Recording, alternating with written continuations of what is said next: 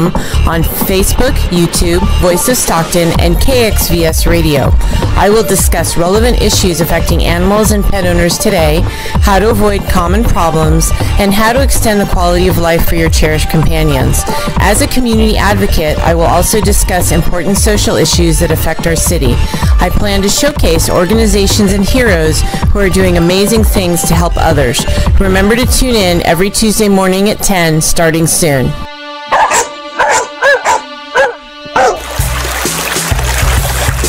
This is Barbara Berrigan-Perea with Delta Flows, a radio show by the Voice of Stockton and Restore the Delta. This is the weekly radio show where we discuss everything Delta related: the environment, water management, water quality, farming, history and culture, public events, recreation, Delta food, and the arts. Tune into Delta Flows on KXVS, the Voice of Stockton, streaming live on Facebook and YouTube at KXVS Radio. KXVS LP Stockton.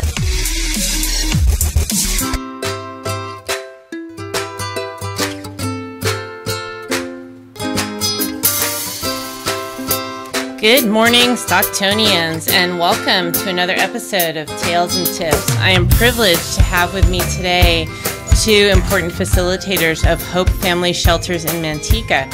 We have Cecily Ballungay, who is the Executive Director, and Michelle Whitaker, who is the Program and Client Services Director. Michelle, I'm going to have you start to tell people about what Hope Family Shelters is all about, what their mission statement is. All right. Well, our mission statement is the purpose of Hope Ministries, which is to provide not only shelter to the homeless and low-income families, but to provide services that cultivate self-respect, self-reliance, and spiritual direction in order to strengthen families and empower success. Awesome. And Cecily, I'm going to have you talk about what this means for the community of not only Manteca, but the county and beyond. Sure. With the mission statement, what that entails is emergency shelter and transitional shelter for the families of San Joaquin County. In the last 3.5 years, we've been keeping track of our statistics and those that we are serving, and found that on average we're servicing about 40% of our clients from the Stockton area. And how do they find out about you guys? Because I had never heard of your organization. United Way featured you, Michelle, as a speaker in their kickoff luncheon this year. And it sounds like you're doing amazing work in our county. Yeah, thank you. It's a lot of word of mouth.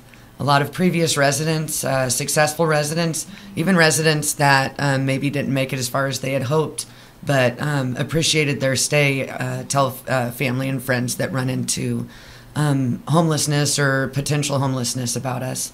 Also, we have an outreach program called HELP, in which we're going out to the homeless encampments with County Mental Health, Dennis Buettner, the Manteca Police Department, Tracy Police Department, and spreading the word to the different individuals that are living in the tents, in the hopes that we can get some out of tents and into shelter. And we've gotten a number of clients out that way as well.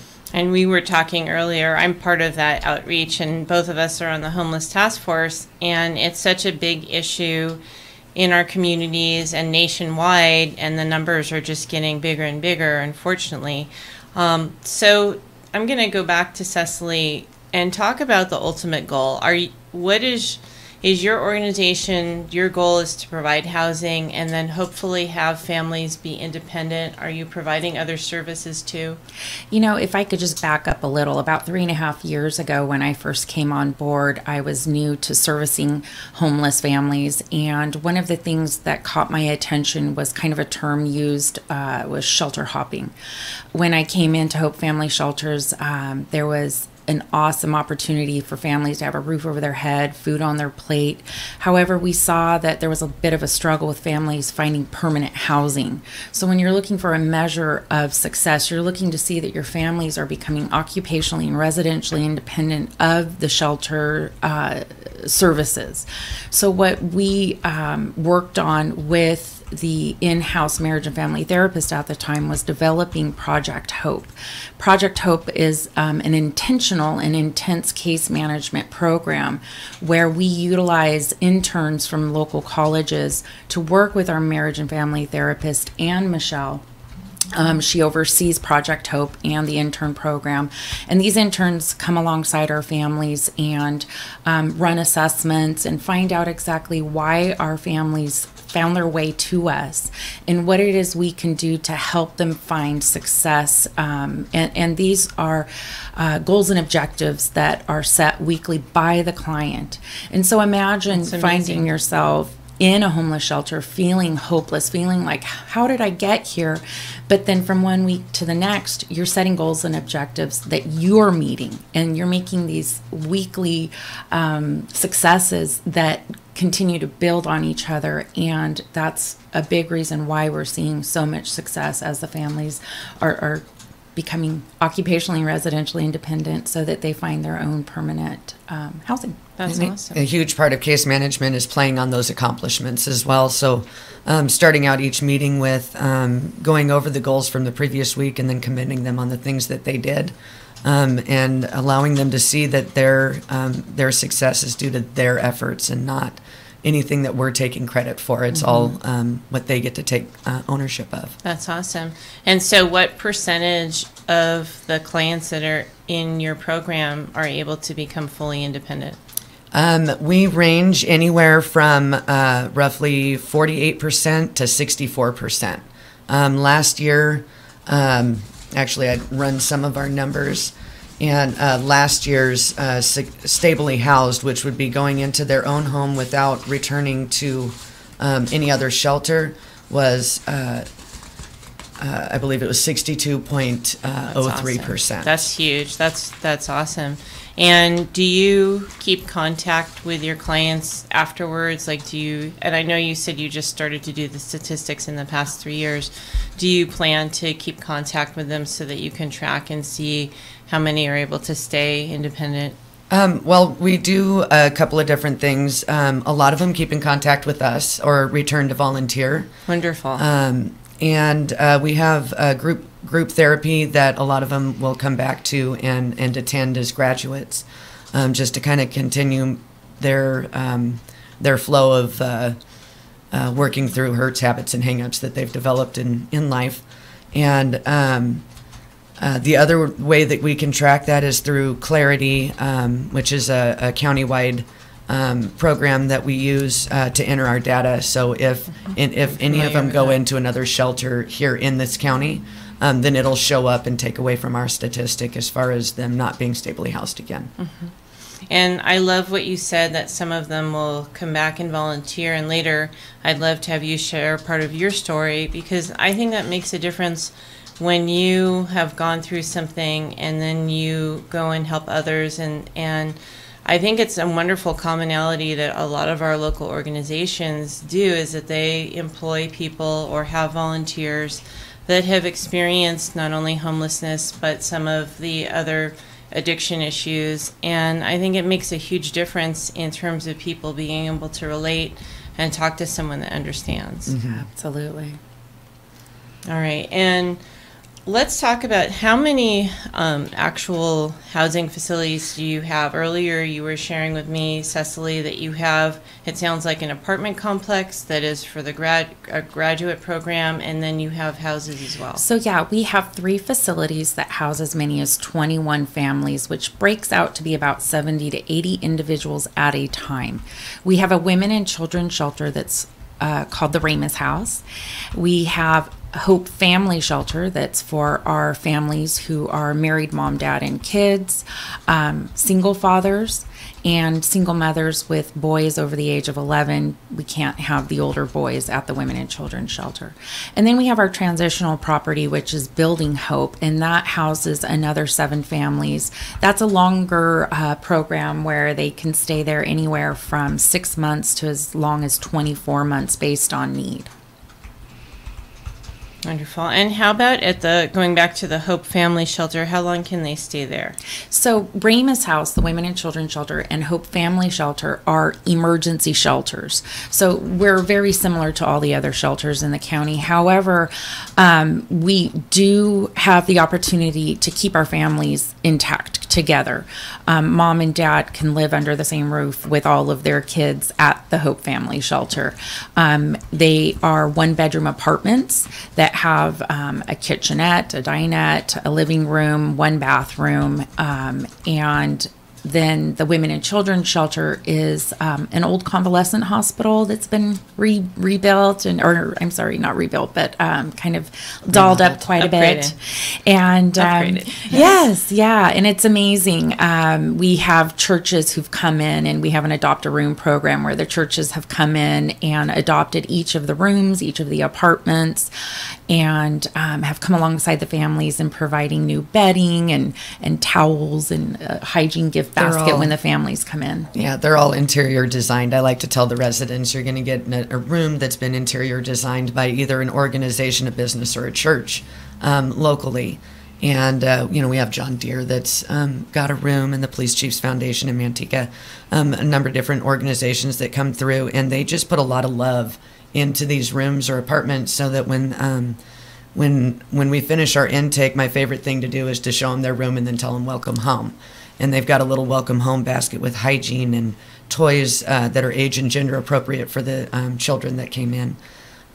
New towels, new pillows, so they're not sleeping on anything that somebody else already used. That's awesome. And earlier, Cecily, you were sharing that Manteca, so many different organizations, churches, and others have really helped to support your organization, and that it's been around for 25 years.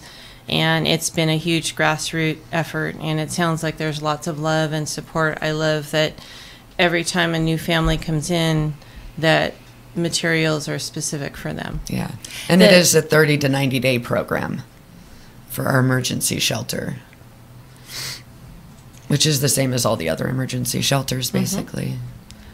I always tell my residents that when I'm doing the intake that I start them out with 90 days because 30 days kind of causes panic immediately. It's like, oh my gosh, what am I supposed to do with 30 days time? There's no way.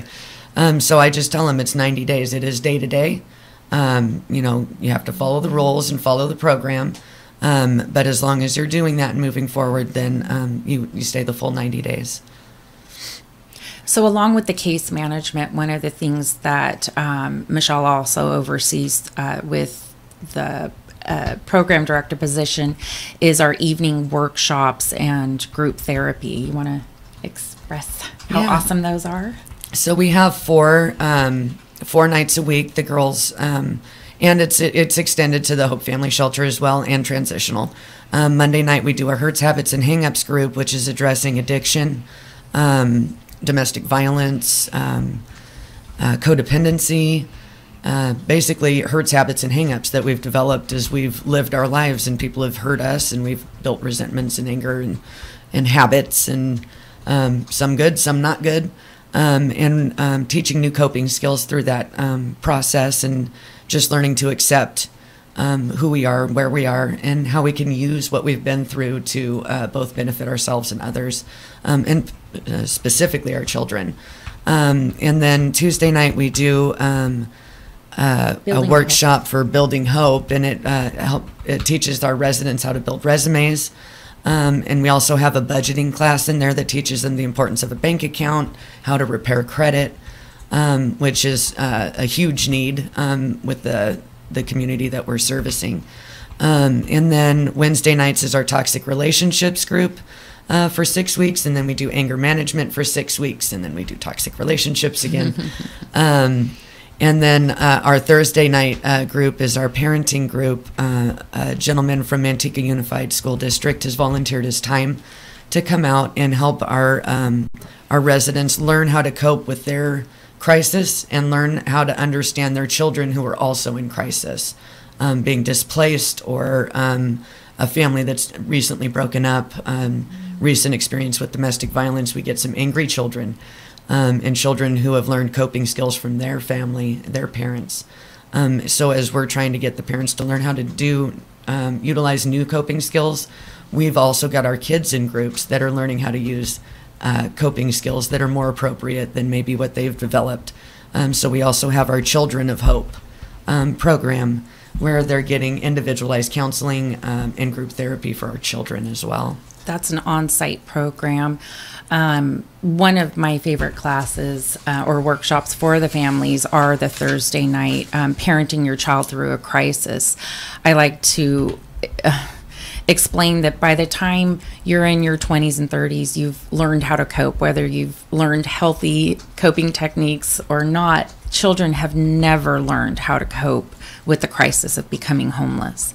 And so because 60% of our clients are our children, it's so critical and very important that our children are being serviced. And we are just so blessed that we have a marriage and family therapist on site who oversees that internship program, so that we are getting highly qualified interns working one-on-one with the kids. That's and awesome. The families. It sounds like it's amazing support. And earlier I had mentioned about how this is such a grassroots effort in Manteca and how much community support. I was amazed when you said that organizations come up to you routinely. How can we help? Did you want to give a shout out to some of the churches and organizations that have helped to run Hope? Oh, absolutely. So I guess I could start with our churches, Crossroads Grace, Calvary Community Church, Sequoia Heights, Calvary Chapel. Oh my word. Prayer Valley. Mm-hmm. I'm going through the list of everyone who's adopted a room in my mind. Those are our biggest ones. Those definitely are our biggest ones. Manteca Police Chiefs Foundation has been a constant and steady and loyal and loving support to us. And the Manteca K-9 unit as well. Yeah. Awesome. John Deere is one of our newest supporters in the last year and a half. Simplot, they're in Lathrop. Oh my word. Knights Plumbing. Knights Plumbing and Drain. Yeah. Wonderful. And are there rooms that still need Ramus sponsorship? Homes. Can't forget Ramus Homes. Oh, my word. got a big one. I'm sorry. Are there rooms that still need sponsorship? Yeah, actually, we've got a couple rooms that have just recently kind of come open. And so we're always interested in helping. Wonderful. And United Way, I know, has helped you also. United Way, oh my goodness. Yeah. So they're just amazing as far as connecting the right individuals to us, as far as making sure that the word's getting out to just a variety of different sources that have, whether it's volunteer support, that's huge, in-kind donations, things of that nature. How does someone reach you to sponsor a room? Is there a phone number, website? Absolutely. So our phone number is 209-824-0658, and you can ask for myself, Cecily, or Amethyst Martinez, and she can help. She's our shelter operations manager. She does all of our day-to-day operations and really helps nurture that relationship with the companies and the churches that support us. Our website is www.hopefamilyshelters.org. You can email us on that website. You can, whether it's for interns, volunteering, donations, you can donate on our page. Of course, we have links on our Facebook page for all of that. Yeah, definitely. And then working just with client services, county mental health, specifically Dennis Butner, has been a huge support for all of our residents, as well as Mike Kelly, our resource officer. And there's Love Inc. That comes alongside, and Love's Treasures that come alongside our residents and kind of help them to furnish their apartments when they get their own place. Awesome. So yeah, they're just amazing assets to our residents specifically. We just absolutely couldn't do what we do without the relationships that we have. And in the last 2 to 3 years, where there's been an intentional effort with the Homeless Task Force, we've been able to really hone in and focus in on those organizations that we see being able to come alongside us and, like I said, intentionally bless our clients so that they're successful. Yeah, I got to say, we never need Panera. We never need bread. Panera donates bread to us twice a week, and awesome. To the point where we get to donate to other programs because we can't use it all. Yeah. Awesome. So That's we've got amazing. good bread. That's awesome. And then earlier, we were talking about what happens if your facility is full. Who do you connect with? Who do you refer people to? We have kind of our go-to list. The Stockton Gospel Rescue Mission. We will refer families over there. Like we said, we can only service married families. We don't do boyfriend, girlfriend, and kids. So if we get somebody that is in that kind of a relationship, then we send them over to McHenry House. Or recommend Tracy. them in Tracy. We also recommend people to the Lodi House, Haven of Peace, are some of the shelters that we usually recommend. Awesome. And can you, Michelle, give a list of things? I know you covered wanting people for volunteers, and we can talk about what your needs, specific volunteer needs are. But also, if you give a list of items that you're always in need that people can donate. Definitely. So one of our biggest needs volunteer-wise is childcare help. When our moms are doing their groups from 6 to 7 at night, Monday through Thursday, we need individuals that would like to come in and work with our kids so that our moms can kind of concentrate on bettering themselves and not have to worry about hearing their kids screaming. And then if you imagine what it takes to run your household, I like to steal Cecily's thing here. I won't take credit for it. If you imagine what it takes to run your household, if you say have a family of 4, how much toilet paper do you go through a week? Kleenexes, dish soap, laundry soap, fabric softener, dryer towels, feminine hygiene products, Toothpaste, paper. toothpaste, everything that you can imagine that you go through in your house. Cleaning supplies, huge. Yes. We need cleaning supplies. Yeah. So all of those things, multiply that times 23 families, and that's what we have going on. So our biggest needs are usually feminine hygiene products, paper products, bottled waters, spiral notebooks, so our moms can kind of take notes while they're in their groups. They do get homework assignments when I'm running the group, so usually it's kind of self-exploration, but we want them to write things down. Fresh fruits and vegetables, and then office supplies are helpful. So, and then we also usually right now I'm looking for case managers that would be willing to participate in kind of helping our clients walk through the process, which usually we kind of hope for a psychology background, behavioral health, mental health, some kind of college education as far as that goes. Okay. And where does your funding come from? So my big thing is stewardship. So we don't have a huge budget. We're just about $300,000 budget a year. And so most of our... not a lot considering the number of people you're helping. Right. Exactly. So stewardship is what's most important to me, and relationships. So when I'm asking for your money, it's going to be stretched very far. So this last year we've had a lot of growth in the grants that I've been able to research and find and write for. The biggest one this last year was through Sutter Health, and so that was amazing. And then we have a lot of church contributions.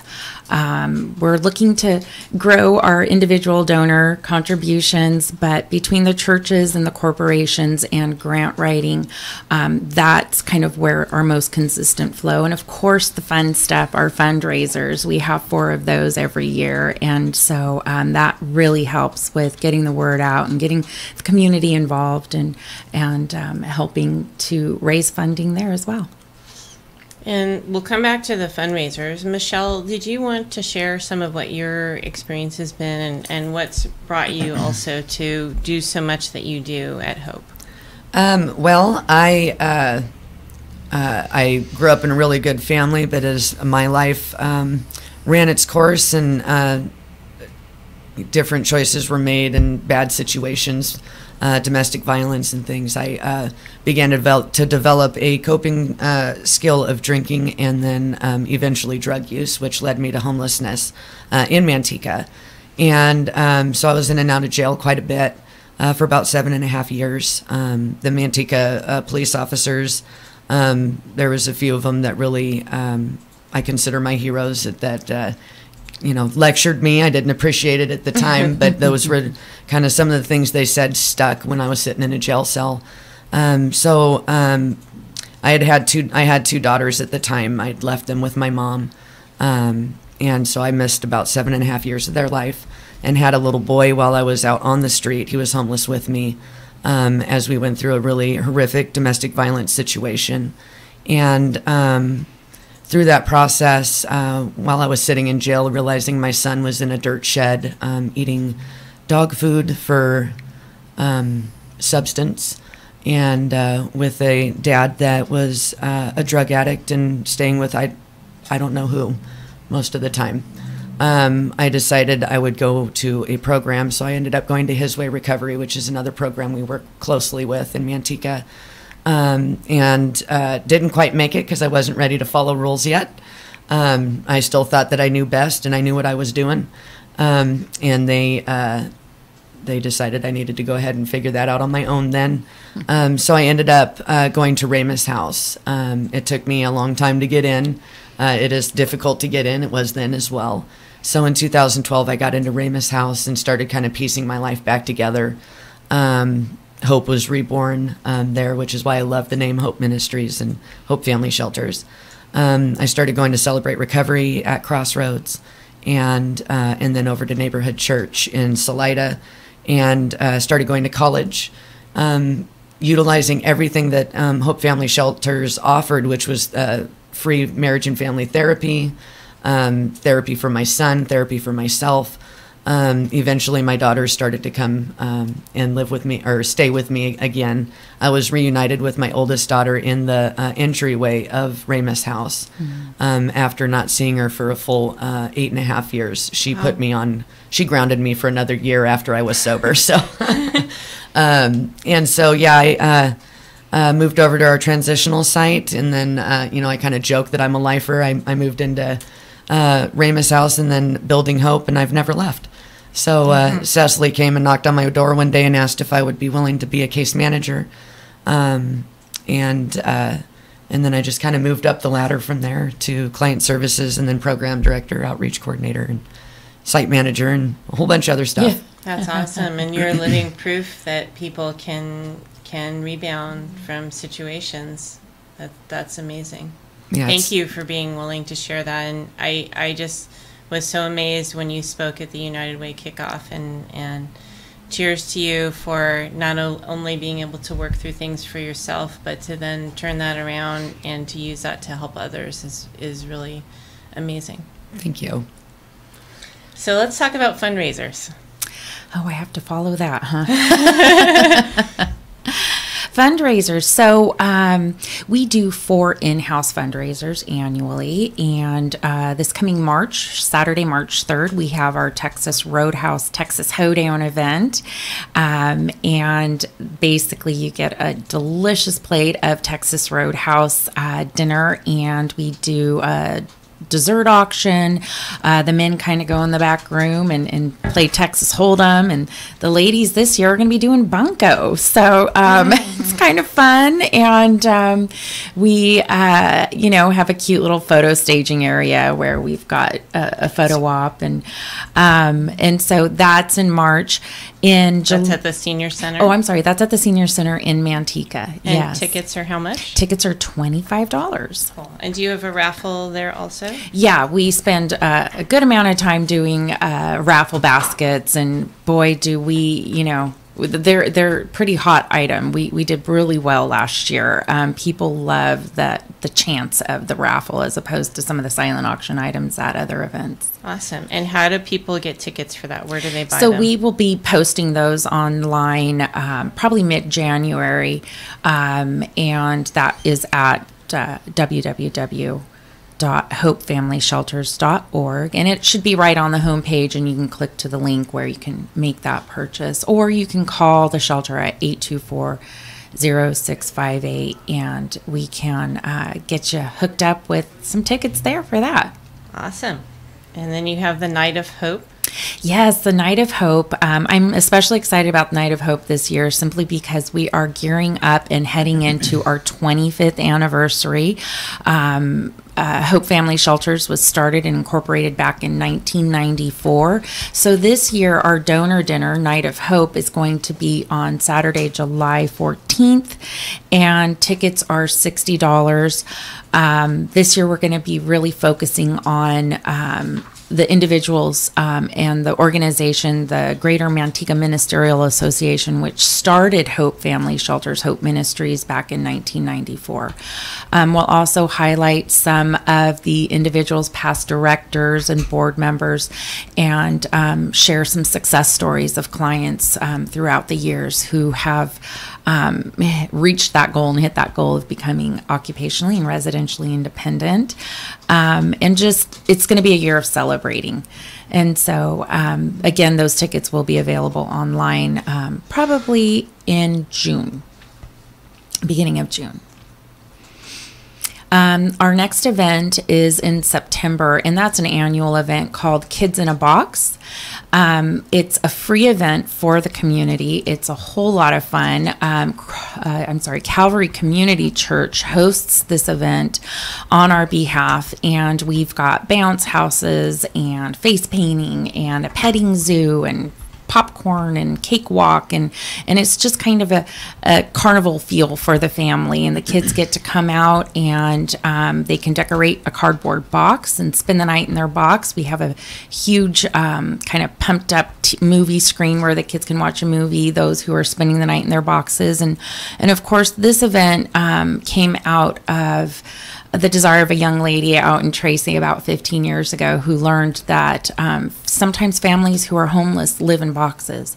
And it was her desire to see that the community understand, no, kids should play in boxes, not live in them. And so her and her girlfriends came up with the idea of decorating their cardboard box, collecting pledges. If I spend the night in my box, will you pledge me, $5 or something? So I love it. We get families involved and get everyone in the community out to, have a fun time while they're actually supporting the homeless families in their community. And then our last one is actually one of my favorites. It's Delicado Wine Tasting Social, and that takes place in October. It's a quick, fun date night, a couple hours out at the Delicado Winery. And again, that's an evening where there's lots of raffle baskets and silent auction items, and those tickets are online as well, and those are $25. All right, so it sounds like lots of exciting events coming up this year. Going back to the Kids in the Box, I think that's wonderful. The Rotary Club of Stockton also participates in something like that locally with the school Rotary clubs, and I think it's important for people to realize at least to start to get some awareness of what it's like to be homeless, and to me, anything that we can do to raise awareness. And I love that you've tied it as a fundraiser to your organization, because that fits totally, and yet you've made it something fun and entertaining for the kids. So to me, that's a win-win. One of the things we talk about is that the average family is approximately 2 paychecks away from being homeless. Which is shocking. Can you repeat that again? The average family is approximately 2 paychecks away from being homeless. So for me, the most important part about Kids in a Box is taking that stigma of what a homeless family looks like away. We have individuals who come to us from the extreme of, domestic violence, all the way to victims of house fires. And so, it's a wide range, and there really should not be a stigma attached. And so, the more awareness we bring to the fact that any one of us could be displaced, is critical in being able to kind of warm the hearts of those in our community who say, hey, you know what? That's right. Let's go ahead and reach out and see what we could do, because I would hate if that was my family or the family of those that I care about close to us. And earlier we were talking about housing and how what a small amount of low-income housing there is in our area, and how that can create a situation where people become homeless because the housing is not affordable. Someone that's working minimum wage definitely can't afford on that one salary to have housing. Often they're working 2 to 3 jobs, and there can be two people in the household working 2 to 3 jobs just to be able to afford housing and routine bills. I don't think a lot of people realize that many people might, be sleeping in their cars and other things because housing isn't readily available. Yeah. We were blessed to have the Congressman Jeff Denham come out to our property and take a tour. And by the way, that is something that we have started this last year, is offering tours to the community so that you can come in, and that also helps with taking away that stigma. But when he came in, he asked Michelle and myself what we saw as the biggest contributor to some of the issues, and it is the lack of affordable housing. So we do work with Central Valley Low Income Housing, Bill Mendelson, John Mendelson out there, and refer our clients that are, I don't know, I guess following I could let Michelle speak to that. The ones that are following programs, saving money. I tell my clients or when we're doing intake that the way that you get referred to any housing program would be to demonstrate that you're going to be a good resident. I'm not going to refer somebody that can't keep their room clean, are loud and obnoxious, and can't follow rules. My referrals I take seriously. So if I'm referring a client to a housing program, they've established that they know how to respect the place that they are using. So that is one of our biggest issues, though, is finding housing for those that I'm recommending. One of the things that we talk about in Manteca at City Council and with the task force is looking for individuals who are renting. There's a lot of individuals that rent homes, and we need people that are willing to give these people in the shelter a chance. They may have some rough credit. They may have not a foreclosure, but eviction. Eviction. Thank you. And have been working diligently at building savings and learning the importance of savings, and working through paying off their bills. And those are the individuals that I'm recommending, the ones that have been very on top of their financial plan and their just their personal maintenance with their family. And we need people to take a chance.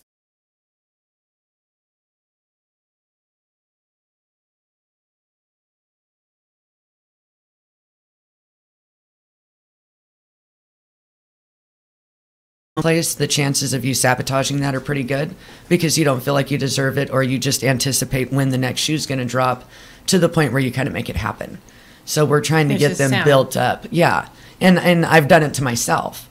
I think it's kind of a natural human thing when you've come into crisis after crisis after crisis, and throw in some tragedy and some abuse, and eventually you just feel worthless.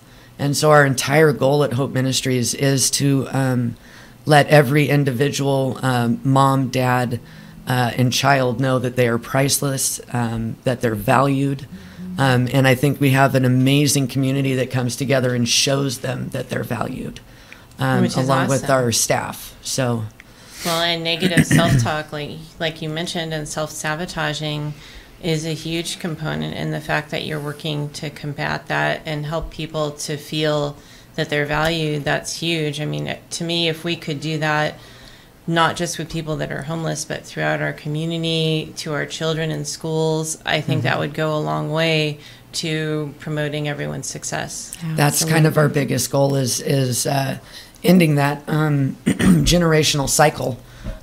We see a lot of moms that have come through whose mom is on the street as well, and grandma is also on the street. And Repeating the cycle. We had 3 generations at one time. Wow. 2 years ago, I think we had 4 generations. We had grandma, mom, daughter, and her kids. So, and they each had their own, they were each their individual families. And it was 4 generations total of one family that it's just been going and going. So our goal in, reaching the kids and dealing with our children as well as our moms and dads is ending that cycle and building self-esteem and getting them to learn how to do a gratitude list and understand what's good in life, what they can concentrate on so that they can continue to move forward with a cheerful heart. Were you able to help all 4 generations in that family? Yes, we were. Oh, that's awesome. That's amazing.